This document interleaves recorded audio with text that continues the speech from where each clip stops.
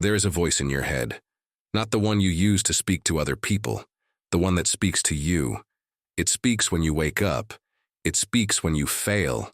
It speaks when you hesitate, and most of the time you don't even notice it. It says things like, "You're not good enough. This will never work. Why even try?" It reminds you of every mistake, every missed opportunity, every reason you should stay small. And the most dangerous part? You didn't choose this voice, but you've been listening to it for years. If your own thoughts feel like your worst enemy, if the way you speak about yourself is filled with doubt, defeat, and quiet resignation, stay with me and subscribe to the channel. Because this story will show you something most people never realize. Your words are not harmless. They are not neutral. They are instructions. And what you repeat, silently or out loud, becomes the blueprint your mind builds from. In a small town where people nodded politely but rarely looked closely, there lived a man named Daniel. Daniel was 32 years old. He worked as a delivery driver. He lived alone in a small apartment on the edge of town. To the outside world, Daniel looked fine. He showed up on time, paid his bills, kept his head down. But if you listened closely, not to what he did, but to what he said, you would hear something unsettling. When his alarm rang each morning, Daniel groaned. Another terrible day. When he looked in the mirror, he muttered, "You look awful. You're getting old." When work assigned him a new route, he sighed. "This is going to be a disaster. I'll probably mess it up." When friends invited him out, he declined, saying, "Nothing good ever happens to me anyway. Why bother?" Daniel didn't notice these words. They had become automatic, like breathing, like background noise. But they weren't harmless. They were shaping how he saw the world, and how the world responded to him. Over time, people around Daniel noticed something. Not one dramatic failure, not one big collapse, but a slow erosion. His co-workers noticed he always expected the worst, and often found it. His friends stopped calling because every conversation felt heavy. His landlord once joked that Daniel looked older than his age. Daniel laughed it off. "I'm just being realistic," he said. But realism wasn't the problem. Hopeless repetition was. One evening, Daniel's younger brother came to visit. They sat at the small kitchen table while Daniel complained about work, money, the future, life. After listening quietly for nearly an hour, his brother finally interrupted. "Daniel, do you hear yourself?" Daniel shrugged. "What?" "Every word you speak about your life is negative. You talk like you're already defeated." Daniel laughed bitterly. "That's just who I am." His brother shook his head. "No, that's who you've told yourself you are. There's a difference." Then he said something that stayed with Daniel long after the door closed behind him. "If you keep speaking like this, don't be surprised when your life feels exactly the way you describe it."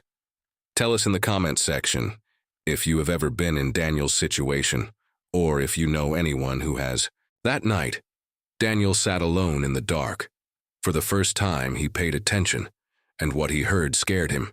A constant stream of thoughts. "I'm not smart. Nothing ever works for me. I'm unlucky. I'll always be alone. I'm a failure."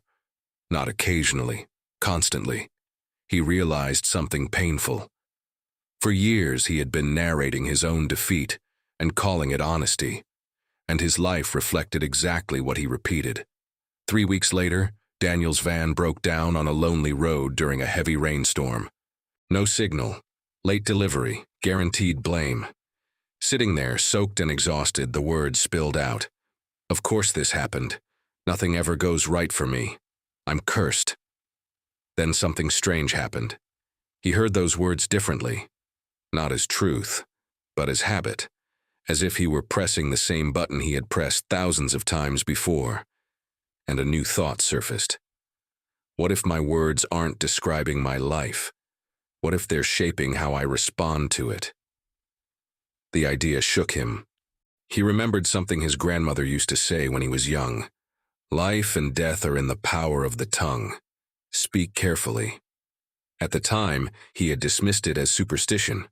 Now, sitting in a broken van, He wondered if it was a warning. A truck driver eventually stopped and helped him get moving again. But something had already changed. Daniel made a decision.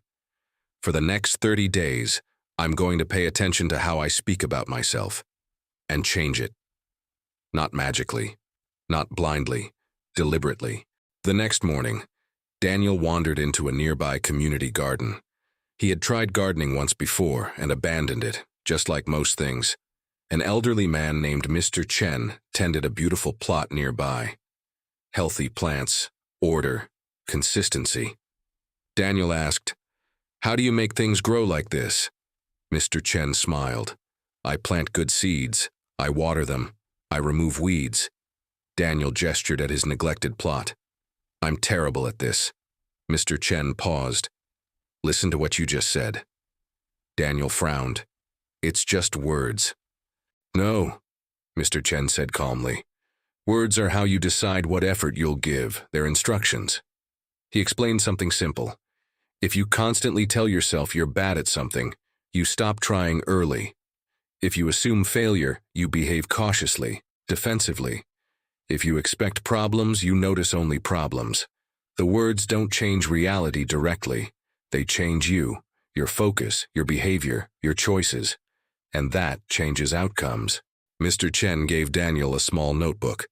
For the next 30 days, he said, write down every negative thought you catch, then write a better one beside it. Not fantasy, not pretending everything is perfect, just a different frame. I'm a failure became I'm learning. This will go wrong became I'll handle whatever happens. Nothing works for me became some things work when I stay engaged. Then speak the replacement out loud. Not because it feels true, because repetition trains attention. Day 1 was brutal. Daniel caught himself 47 times. 47. At first, the new words felt awkward, fake, uncomfortable. But something important happened. The negative thoughts no longer went unchallenged.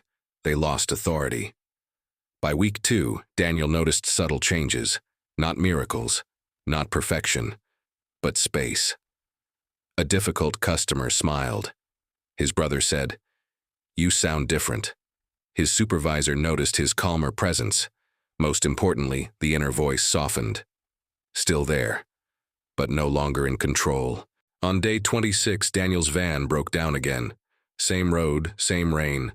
This time he paused. "This is inconvenient," he said calmly. "I'll handle it." 20 minutes later, help arrived. But the real change wasn't external. It was internal. Daniel no longer believed every thought he had. 3 months later, Daniel's life wasn't perfect, but it was different. He had more energy, more resilience, more presence. He was promoted, not because he became smarter overnight, but because he showed up differently. He found Mr. Chen in the garden one morning. "My life looks better," Daniel said. Mr. Chen nodded. "Same soil, different seeds. Right now, there is a voice in your head.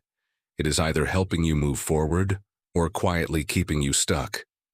Your mind doesn't judge your words, it repeats them and looks for proof. So here's your challenge. For the next 7 days, listen, notice, replace. When you catch a negative thought, don't fight it. Answer it. Speak differently. Not perfectly, just consistently. If this story resonated, like this video, if you recognized yourself, comment 1 thought you're ready to replace. Share this with someone who needs to hear it, and subscribe to the channel. Because stories don't just entertain, they teach you how to speak and how to live differently. Choose your words. They are building your world.